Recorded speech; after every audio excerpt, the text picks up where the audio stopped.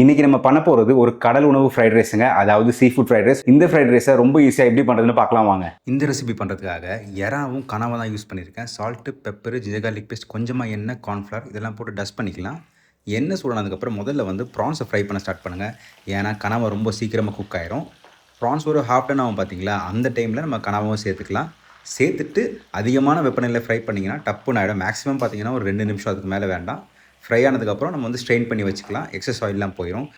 கடாய் அப்படி இல்லைனா சைனீஸ் போக்கில் எண்ணெய் சூடு பண்ணிக்கோங்க. பொடிசா நறுக்கி வச்சுருக்கிற பூண்டோட கலர் மாதிரி வரும் பார்த்தீங்களா, அந்த டைமில் கட் பண்ணி வச்சுருக்கிற குடமிளகாயை சேர்த்துக்கலாம்.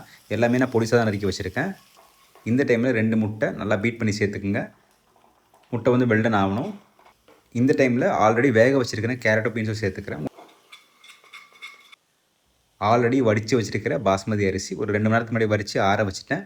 சால்ட்டு, பெப்பரு, கொஞ்சமாக சுகர், எம்எஸ்சி அப்படி இல்லைனா அரோமேட்டிக் சீசனிங் பவுடர் சேர்த்துக்கலாம்.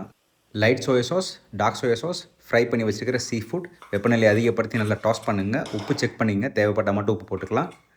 இனிமேல் ஃபினிஷ் பண்ணுறதுக்காக சாப் பண்ணி வச்சுருக்கிற ஸ்ப்ரிங் ஆனியன்ஸ்.